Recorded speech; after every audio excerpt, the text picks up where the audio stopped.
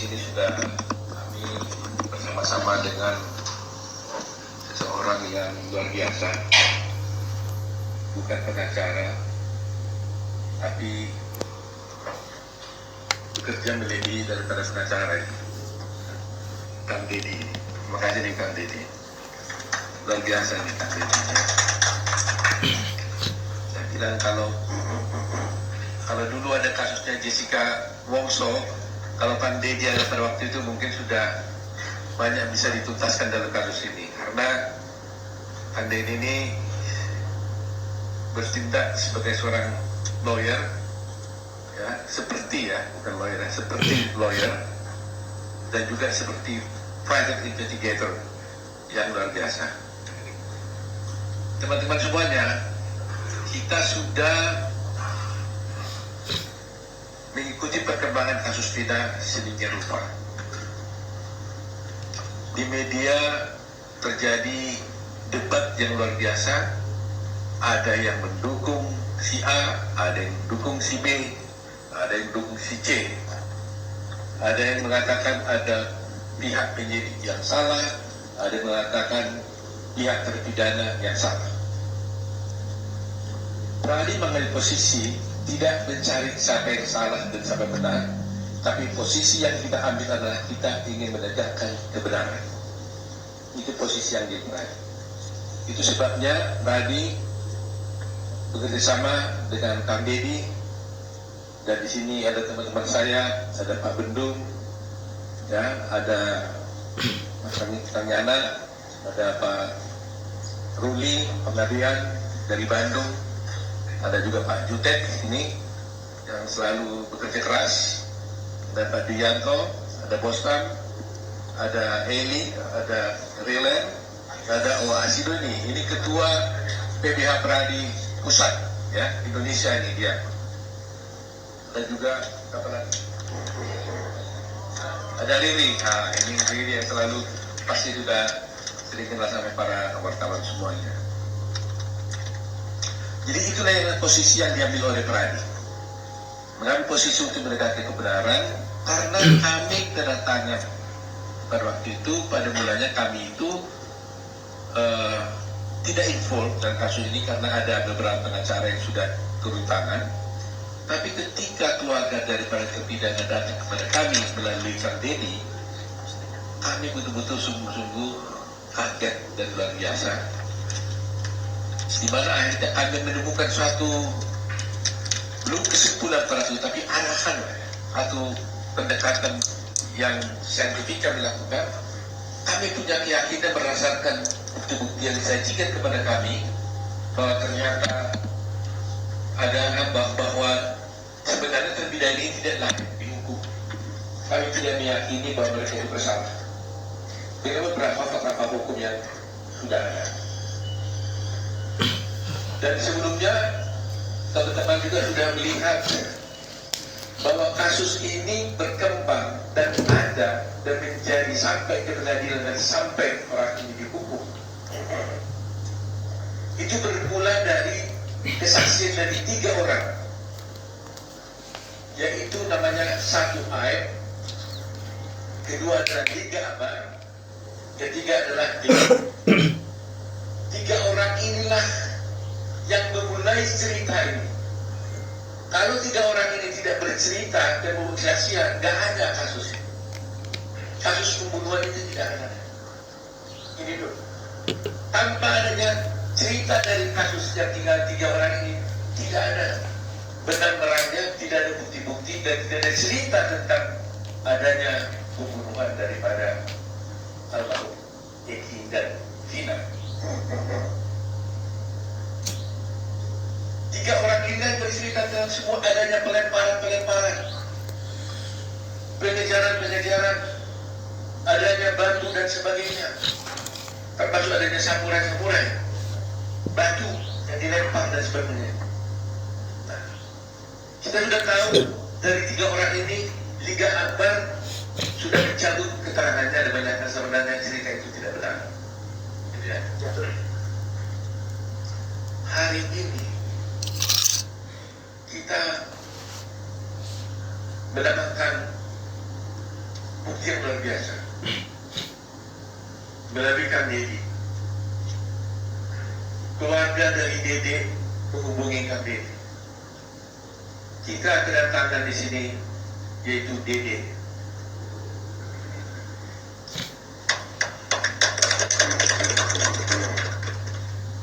Kalau tidak ada Dede ini, tidak akan ada cerita pembunuhan Vina, almarhum Vina dan Eki.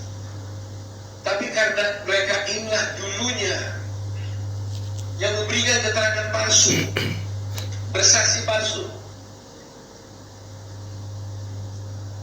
maka akhirnya 7 terpidana itu dihukum. Selamat ya. Mereka inilah yang bercerita seakan-akan ada pelemparan batu, seakan-akan ada kejar mengejar, seakan-akan ada bambu, pelemparan batu, yang mengesankan bahwa ada akhirnya peristiwa pembunuhan terhadap almarhum Vina dan Eki karena kesesatan palsu mereka. Tapi berdasarkan keterangan yang diberikan kepada kami dan dia nanti bisa kita tinggal cerita bahwa dia ternyata melakukan perbuatan itu karena terjebak sama Aib, di mana Aib mengajak dia ke kantor polisi yang tadinya dia tidak tahu tujuannya apa. Dan sampai ke kantor polisi, ternyata dia disuruh memberikan keterangan palsu. Dia diarahkan oleh Aib bersama-sama Rudiana. Nanti kita lihat keterangan sendiri untuk menceritakan suatu peristiwa yang dia sendiri tidak tahu dan tidak pernah ada. Kepadanya diberitahukan nama-nama daripada 7 terpidana ini, yang pada mulanya dia yang sebenarnya dia tidak tahu siapa ini 7 terpidana itu, karena dia juga tidak kenal dengan orang itu. Akhirnya diberi cerita tentang cerita-cerita yang sudah dikemas, diarahkan oleh Aib dan juga oleh Rudiana, menurut keterangan dia. Nah, oleh karena itu, sebelum kami sampai kepada kesimpulan dan tanggapan nanti, agar tidak ini salah, kami mau tanya dulu kepada Dede, ada pertanyaan. Betul Dede? Bagaimana ceritanya? Bisa saudara cerita? Bagaimana ceritanya Dede sampai bisa bercerita tentang adanya pelemparan batu? Saya tanya dulu biar berurut ya. Kamu kerja di mana Dede? Di mobil, Pak. Pada waktu itu ya? Pada waktu 2016 ya? Ya. Udah berapa lama kerja di sana? Kurang lebih 1 bulan. 1 bulan. Pada tanggal 27 Agustus 2016, kamu berada di mana? Posisi tidak masuk kerja, Pak. Tidak masuk kerja? Tidak. Kenapa? Tidak masuk kerja. 27 Agustus saya masuk kerja, Pak. 27 Agustus masuk kerja? Ya. Kemudian, kalau 28 Agustus? 28 Agustus saya masih masuk, Pak. Masuk. 29? Masuk, Pak. Masuk ya. Kemudian, saya mau tanya, kamu kenal nggak 7 terpidana itu? Tidak kenal sama sekali. Ya. Pun saya tidak kenal nama, tidak kenal. Muka tidak kenal, nama tidak kenal. Sama sekali tidak kenal. Sama sekali tidak. Ya. Kapan kamu bertemu dengan Aib? Ya, pada saat itu, Pak, kerja di kerjaan saya mengenal Aib di kerjaan. Oh, Aib itu juga bekerja sama kamu. Ya, di situ. Nah, coba ceritakan bagaimana ceritanya Aib mengajak kamu ke kantor polisi. Awal mulanya malam, Pak. Aib menelpon saya dan mengajak saya ke Polres. Tanggal 2 September. Tanggal 2 September. Malam hari. Sekitar jam 7-an. Saya antar lah, saya mikirnya kan Aib orang nggak tahu, Pak. Karena nggak tahu daerah situ, saya antar ke Polres. Nah, setelah dalam Polres, saya tanya, mau ngapain di sini? Katanya buat keterangan saksi anaknya Pak Rudiana yang meninggal.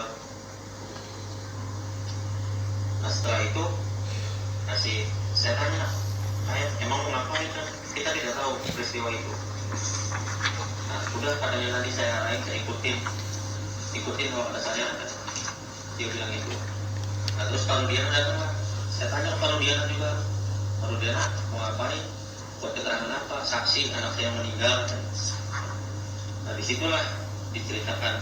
Saya nongkrong di warung. Kalau warung itu benar Pak, warung malam hanya membeli rokok.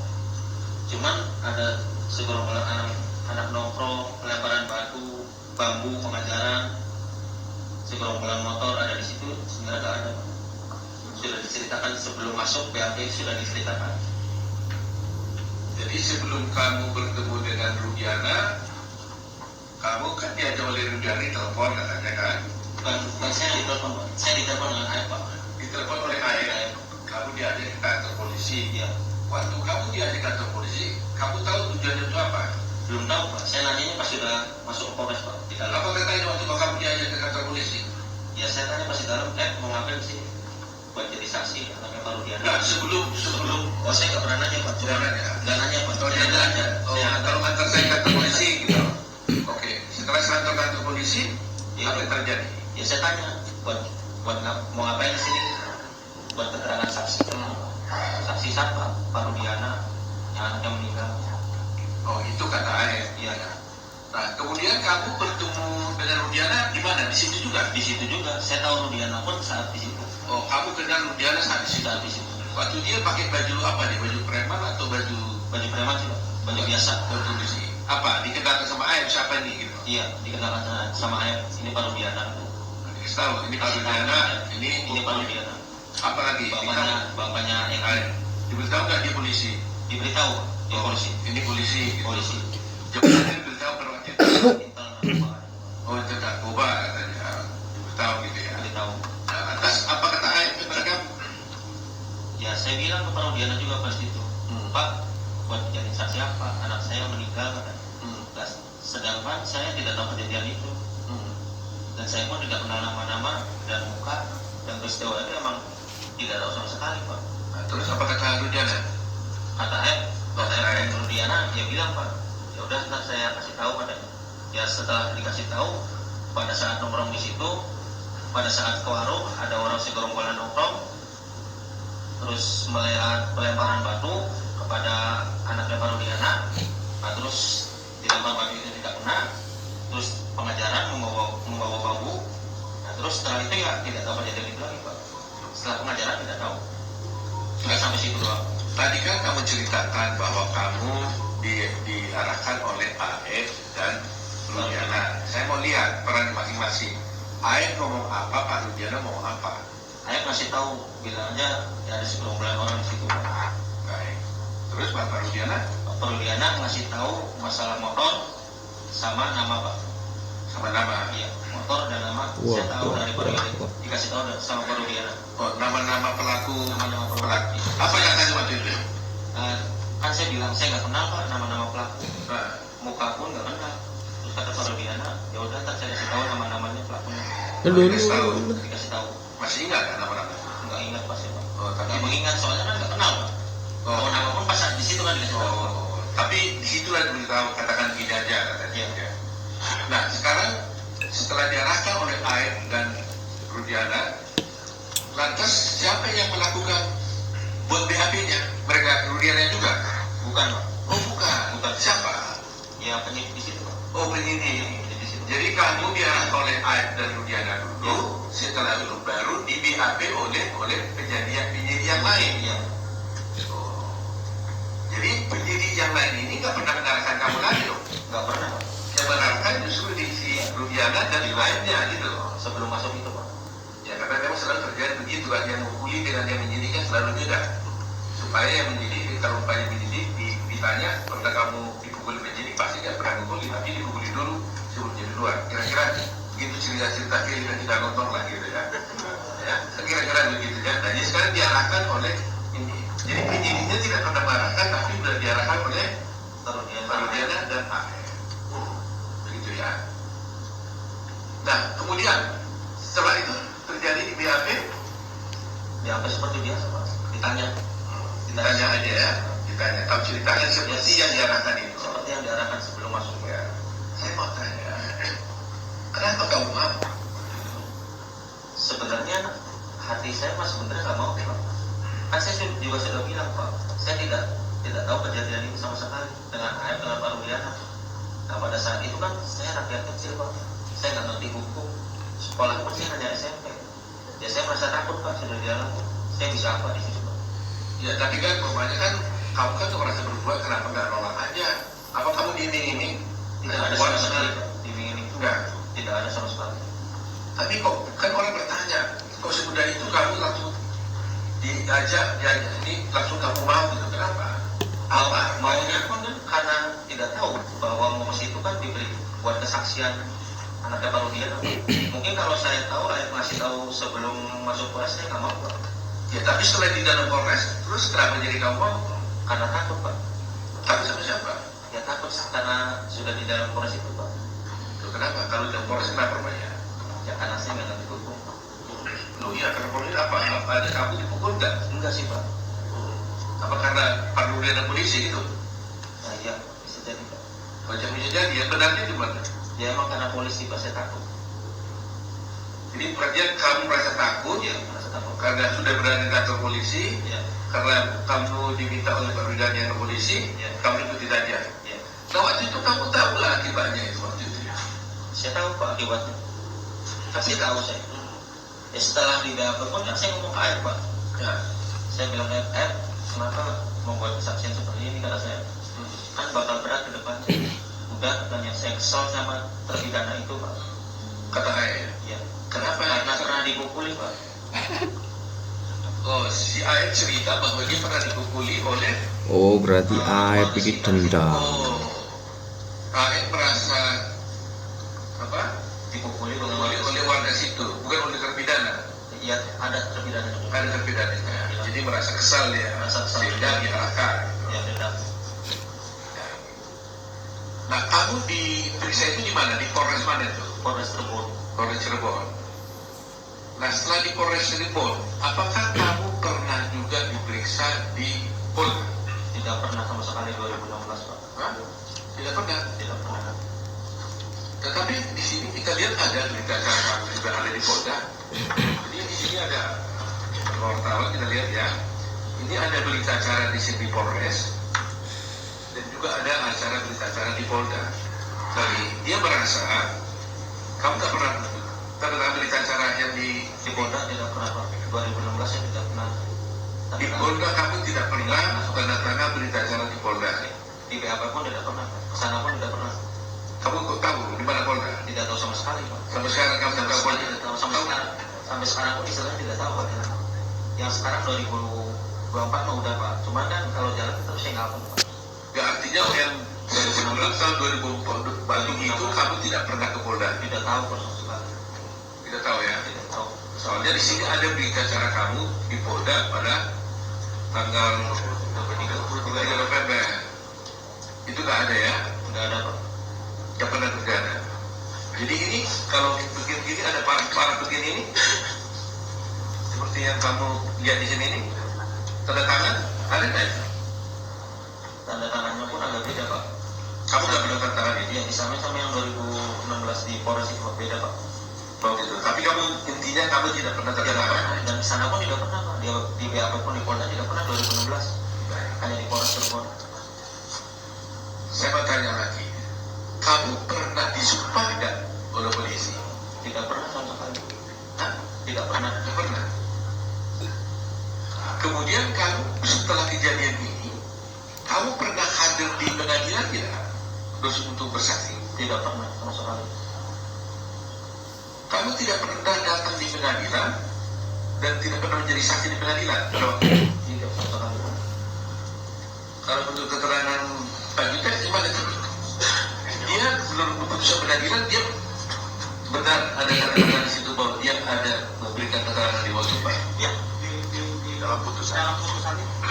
Jadi di dalam putusan, kebetulan Pak Jutek yang lihat ada, kebetulan Pak Jutek jelaskan ada memberikan keterangan di bawah sumpah. bahwa DD ini memberikan keterangan di bawah sumpah. Ya, ada dalam putusan. Ada.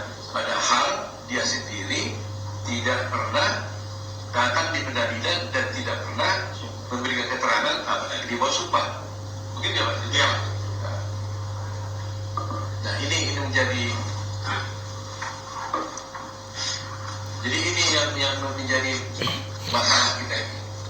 Jadi di pengadilan pun ada keputusan menyatakan dia adalah memberikan keterangan di bawah sumpah, padahal dia sendiri tidak pernah datang di pengadilan apalagi bersumpah. Saya mau tanya, kok kamu nggak datang di pengadilan? Kan kamu di berita acara di Polres. Ya, Apa kamu nggak dipanggil pengadilan?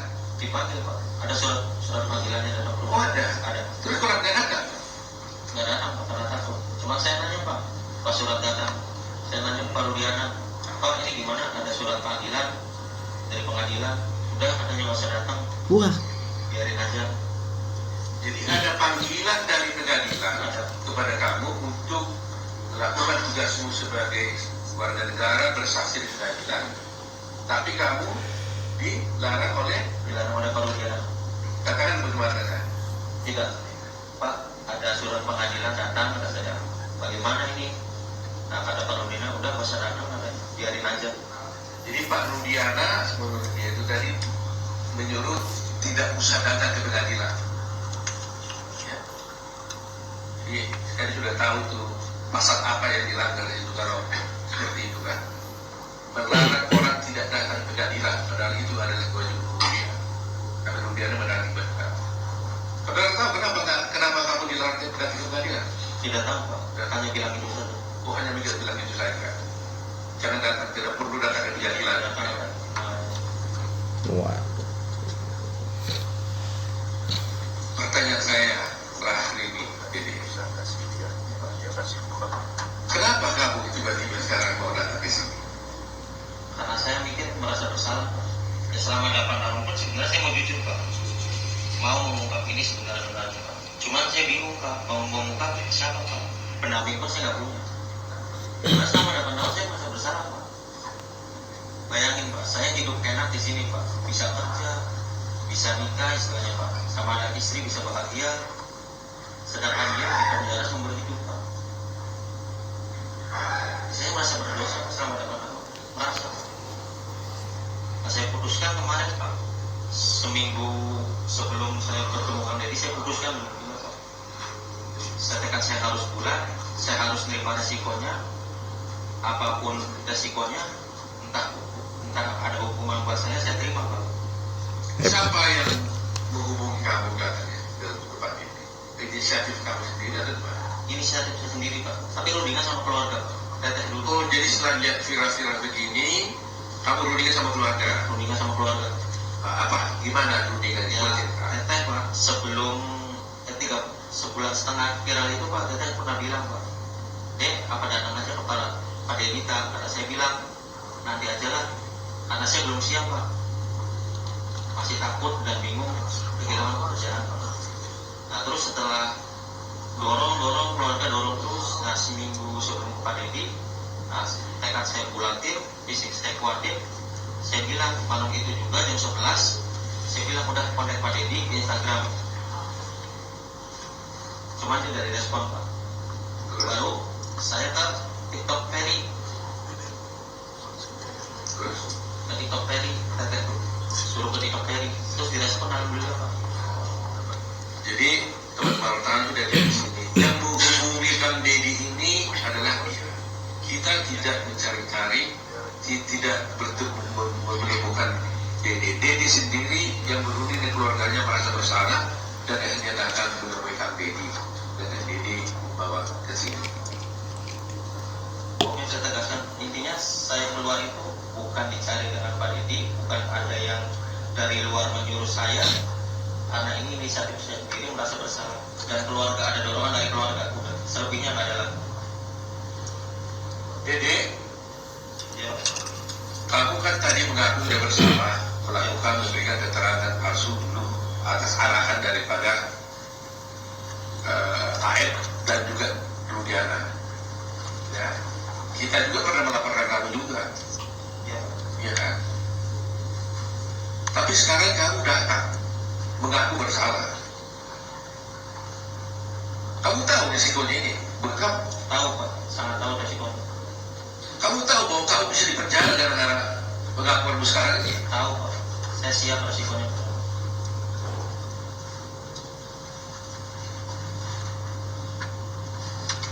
7 orang ini di dalam penjara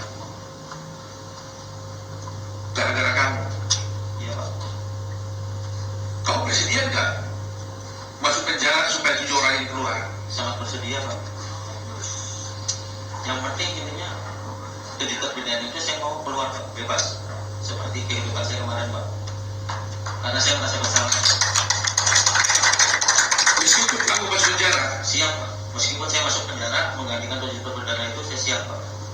jadi kamu siap 7 orang keluar, kamu masuk penjara Siap Pak. karena kamu merasa bahwa mereka masuk penjara gara-gara kamu. Karena saya Pak.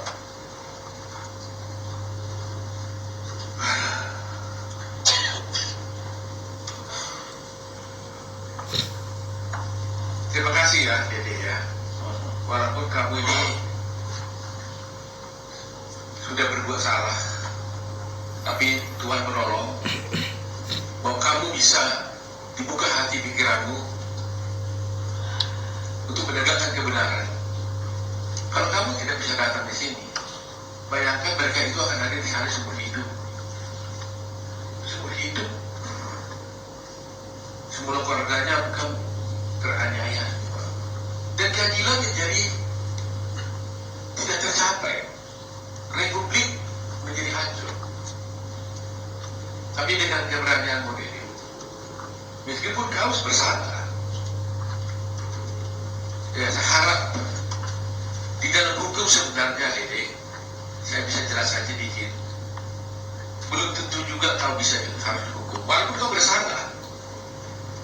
Karena di dalam hukum itu Dede, ada juga namanya alasan pemaaf. Ada alasan pembenar. Ada alasan menghapus pidana dan sebagainya. Mudah-mudahan hakim nanti, kalau kamu harus diproses, ya, karena hukum ini kan ada yang formal. Formalnya kamu bersalah, memberikan kesaksian palsu di pengadilan, akhirnya orang dihukum, akhirnya dihukum sampai seumur hidup. Apakah nanti pemanya dengan pengakuanmu itu mereka jadi bebas, kau tetap harus diproses pidana? Saya tidak bisa katakan apa-apa, tergantung kepada kepolisian dan juga kepada pengadilan apakah memberikan hukuman mereka.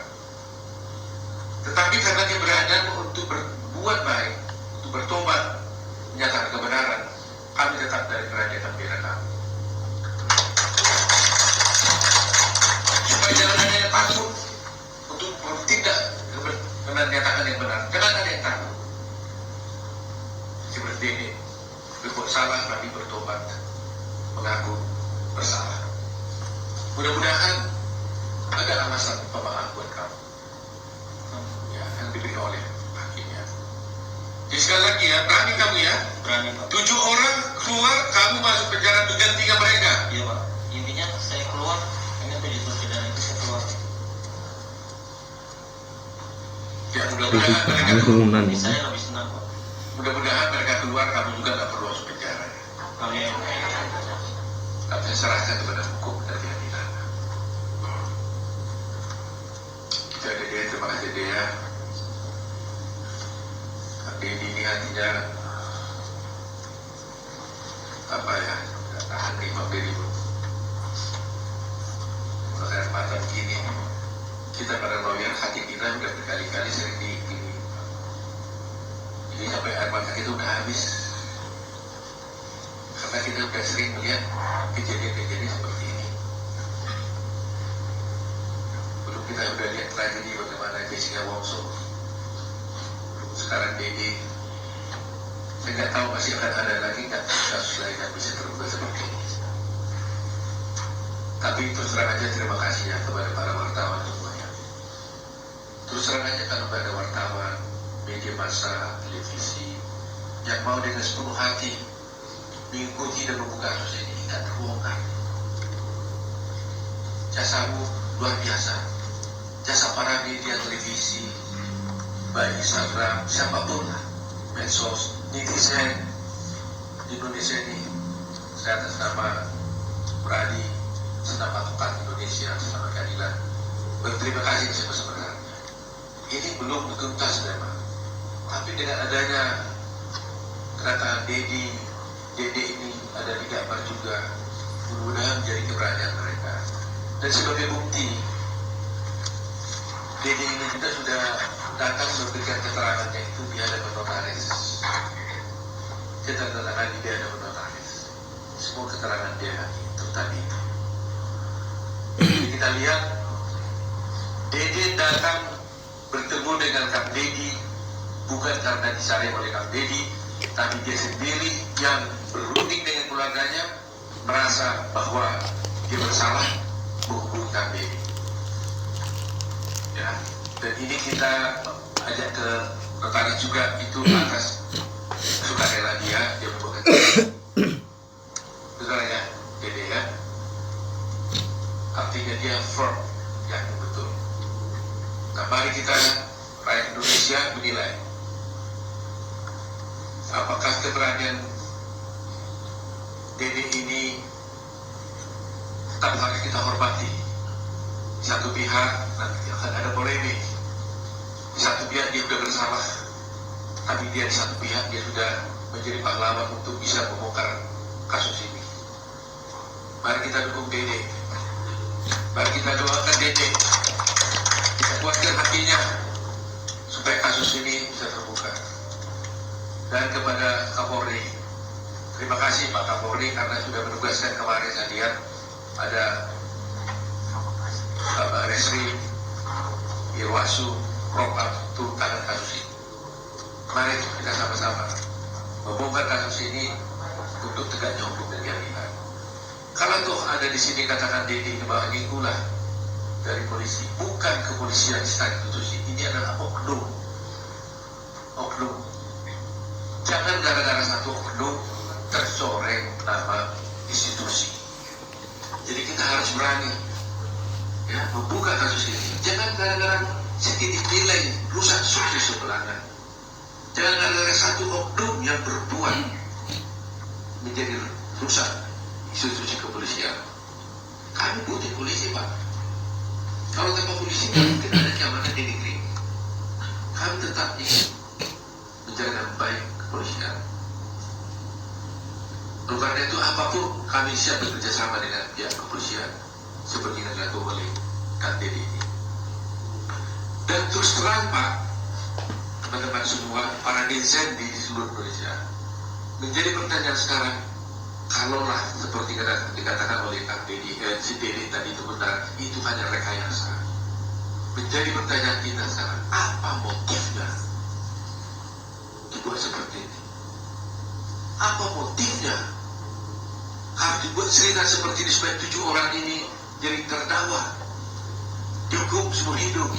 Toh mereka bukan jenderal, bukan orang kaya, bukan politisi. Mereka bekerja di kuli bangunan. Apa motifnya? Ini juga mestinya diungkap. Apa motifnya? Kenapa harus seperti itu? Mengarang cerita, mengorbankan banyak orang, membuat negeri kita geger begini luar biasa.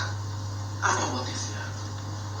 Nah itu mungkin tugas kepolisian nanti yang bisa mengungkapkannya. Jadi itulah mungkin keterangan kami, mungkin kalau ada Kang Deddy sampai ke sana. Baik, terima kasih Pak Putu dan seluruh kawan-kawan dari Peradi yang hari ini saya muliakan, saya banggakan dan saya temui Dede didampingi oleh ibunda tercinta dan kakaknya tercinta yang mendampinginya dengan sepenuh hati, memberikan ruang bagi putranya untuk menjadi pahlawan bagi keadilan republik ini. Air mata saya tidak pernah berhenti dulu. Kenapa? Yang pertama adalah yang dipenjara seumur hidup itu kuli bangunan, rakyat kecil, strata hidup yang sosial yang paling rendah di Indonesia dari sisi pendapatan. Yang dibuat untuk memberikan kesaksian palsunya juga kuli bangunan, rakyat kecil juga. Saya dari tadi bertanya besar, Kenapa yang dipenjarakan orang tidak berdosa, yang mempenjarakan jadi saksi palsunya adalah orang tidak berdosa? Kenapa rakyat kecil selalu jadi korban dalam setiap kepentingan perorangan? Pasti ada pertanyaan besar. Kenapa mereka tidak bersaksi? Kenapa mereka 8 tahun bungkam? Problemnya itu hanya 2 setelah saya telusuri. Yang pertama adalah mereka punya rasa takut yang tinggi karena tidak adanya pendampingan hukum bagi mereka. Mereka merasa kalau muncul siapa yang akan jadi pembelanya, harus bayar dari mana uangnya. Yang kedua, mereka juga rasa takut apabila berurusan dengan hukum, berurusan dengan penegakan hukum. Mereka kehabisan waktu untuk memberikan kesaksian di berita acara. Mereka kehabisan waktu untuk menjadi saksi di pengadilan. Waktu itu bagi mereka adalah uang untuk beli beras. Waktu mereka adalah uang untuk beli token listrik. Waktu adalah mereka uang untuk bayar anak-anak sekolah mereka. Dan waktu adalah uang untuk kehidupan mereka dalam setiap hari.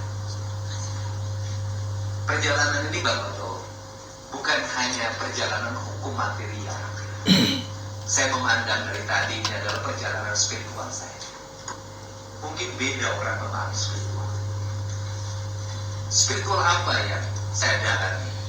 Yang pertama, kenapa saya menangis? Saya itu bertanya dalam setiap hari, ya Allah, kenapa saya harus berpisah dengan anak saya? Saya harus berpisah dengan keluarga saya. Hari ini Allah menjawab, kamu berpisah dengan anak-anak kamu biar kamu sendiri dan punya waktu untuk menghabiskan waktu untuk sebuah penelusuran peristiwa yang pada akhirnya 3 bulan berakhir hari ini. Mungkin kalau hari ini saya duduk dalam sebuah keluarga, tiap hari pergi ke mall, jalan-jalan, saya tidak akan menemukan kasus dan saya tidak akan turun.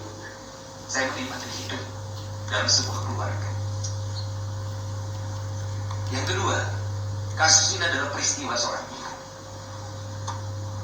Saya orang yang sangat mencintai ibu saya, dan ibu saya selalu hadir dalam kehidupan saya. Sehingga saya memahami betul bahwa seorang ibu memiliki rasa yang sangat kuat. Hatinya menembus langit yang tidak bisa dihalangi oleh siapapun. Maka investigasi kalau dikatakan, atau wawancara yang saya lakukan, atau penelusuran yang saya lakukan, saya selalu menjumpai ibunya. Saya menjumpai ibunya Eka. Saya menjumpai kakaknya Supri yang itu juga pengganti ibu. Saya menjumpai ibunya Peggy. Saya yakin betul bahwa kemurnian hati seorang ibu itu akan membukakan pintu langit kesadaran manusia. Dari ucapan-ucapan ibu, dari tangisan-tangisan ibu, dari doa-doa ibu dan dari air mata ibu, akhirnya tergerak ibu yang jadi kakaknya dan ibu yang menjadi ibunya Dede. Lahirlah sebuah motivasi di mana Dede harus berkata jujur. Dan hari ini Dede berkata jujur. Saya di Republik ini baru mendengar sekali ucapan seorang manusia yang patriotik, tidak berpendidikan tinggi, hanya kuli bangunan, tidak pernah mengikuti pendidikan nasionalisme seperti para pejabat seperti saya. Tapi dia berkata bahwa saya mau dipenjara menggantikan mereka karena saya telah bersalah mempenjarakan mereka. Biarkan mereka bebas dan saya masuk dalam penjara itu. Sebentar lagi kita akan ada upacara 17 Agustus. Dia adalah pahlawan di era ini. Dia adalah patriotik di era ini. Dan dia adalah kesatria di era ini. Untuk itu, kepada para kesatria, kita harus merasa malu ada kesatrianya. Kemudian yang berikutnya bagi saya pribadi Bang Oto, dalam seminggu ini adalah seminggu derita sebenarnya dalam penelusuran kasus ini. Karena saya mendapat bulian yang luar biasa, mendapat tuduhan suap beragam. Pada niat saya cuma satu, saya ingin kasus ini tidak melebar kemana-mana, tidak menuduh orang yang tidak bersalah, tidak membawa nama siapapun yang tidak ada kaitannya tujuan saya. Tetapi karena halusinasi, imajinasi, cocokologi membakar pikiran orang di media sosial sehingga menjadi kemana-mana. Dan rupanya air mata saya ketika malam itu terjawab hari ini. Seluruh bulian itu dijawab dengan datangnya Dede. Dan bagi saya kedatangan Dede adalah pelipur lara hidup saya dan membuat hidup saya bahagia. Kemudian yang berikutnya banyak yang mengaitkan dengan dunia politik. Saya katakan berulang-ulang di depan Pak Yutek, saya katakan penelusuran saya terhadap kasus Eki dan Vina dan terpenjaranya 7 orang dengan hukuman penjara seumur hidup bagi saya jauh lebih berharga dibanding dengan hanya urusan politik. Karena ini jauh lebih berharga, ini lebih memiliki nilai kemanusiaan. Dan saya cuma satu dalam hidup saya ingin punya catatan. Saya memang bukan pengacara, saya bukan jurnalis, saya bukan alat penegak hukum, tapi saya ingin punya catatan bahwa dulu pernah ada orang yang terbebas dari penjara seumur hidup dari tayangan channel YouTube yang saya kelola. Dan itu bagi saya adalah perjalanan indah dalam hidup ini. Untuk itu saya mengucapkan terima kasih pada keluarga besar Peradi, pada para netizen di seluruh Indonesia dan di luar negeri, kemudian keluarga para terpidana yang mau sabar, kemudian juga keluarga Sakatata yang hari ini akan memasuki PK. Kita doakan juga PK-nya dikabulkan. Dan pada media yang hari ini terus kritis dan bersikap objektif agar keadilan negeri ini terungkap. Dan saya mengucapkan terima kasih buat Pak Kapolri, buat Pak Kabar Eskrim, buat Kapolda Jabar, buat Direskrim Polda Jabar atas berbagai atensi dan keterbukaannya sehingga kebenaran dari kasus terbunuhnya Eki dan Vina itu sebentar lagi akan terbuka dan berakhir cerita. Saya ucapkan terima kasih buat Pak Joko Widodo, Presiden Republik Indonesia, dan buat Pak Prabowo Subianto yang punya spirit dalam kehidupan saya dengan sebuah kalimat yang selalu terngiang dalam pikiran saya. Bantulah banyak orang apabila kamu mampu membantu. Apabila tidak bisa membantu banyak orang, bantulah sedikit orang. Apabila tidak mampu membantu sedikit orang, bantulah satu orang. Apabila tidak mampu membantu satu orang, jangan bikin susah orang. Semoga keberadaan saya tidak membuat orang susah. Terakhir penekanan saya adalah negara ke depan harus melindungi kesejahteraan publik. Karena dari rakyat yang tidak sejahtera itu membuat mereka tidak bisa berkata objektif. Untuk itu, apa sih yang mereka gelisahkan ketika ada sebuah kasus? Takut kehilangan pekerjaan, takut anak-anaknya tidak sekolah, takut tidak kebeli beras. Ketika kita tampil untuk menjamin berasnya, menjamin ongkosnya, menjamin kehidupan anak-anaknya, mereka pada akhirnya akan bicara yang sebenarnya. Itulah bedanya rakyat kecil dengan kita yang besar. Kalau yang besar sudah cukup, kita tetapi tidak jujur. Itu saja. Saya ucapkan terima kasih untuk semuanya. Semoga peristiwa ini adalah menjadi peristiwa catatan penting dalam hidup kita dan sejarah hukum Indonesia. Semoga peristiwa Vina dan Eki dan terpidana 8 orang tanpa kesalahan yang memadai itu adalah peristiwa yang terakhir dalam kehidupan hukum Indonesia. Saya ucapkan terima kasih. Pak Sri, Kang Dedi, ada temannya yang mau sampaikan? Baik, sebelum kami tutup, saya ingin sampaikan bahwa penghormatan terhadap hak asasi manusia itulah yang harus kita tegakkan terus. Karena penghormatan terhadap hak asasi ini, air-air ini mulai lekang, mulai hilang dari hati dan pikiran kita. Sehingga kita tidak lagi menghormati kebebasan orang lain. Dengan mudahnya kita memenjarakan orang lain tanpa kita merasakan betapa hancurnya hati mereka dan keluarganya kalau mereka dipenjarakan Kedua, transparansi di dalam suatu negara hukum sangatlah penting agar orang mengetahui apa sesungguhnya terjadi, sehingga tidak akan ada dugaan-dugaan yang negatif dari masyarakat terhadap penegakan hukum itu sendiri. Besok kami diundang oleh Baris Krim Polri untuk menghadiri gelar perkara atas kasus yang kami laporkan, di mana waktu itu tim dari Peradi di bawah pimpinan Pak Rudi sama Pak Jutek pada waktu itu melaporkan saudara Ayah dan Dini. Jadi kita laporkan dia ini sebenarnya. Jadi Ayah kami laporkan ke polisi, kami laporkan juga Ayah ini, Dede ini, ke Baris Krim. Tapi akhirnya Dede ini datang ke kami. Ini luar biasa.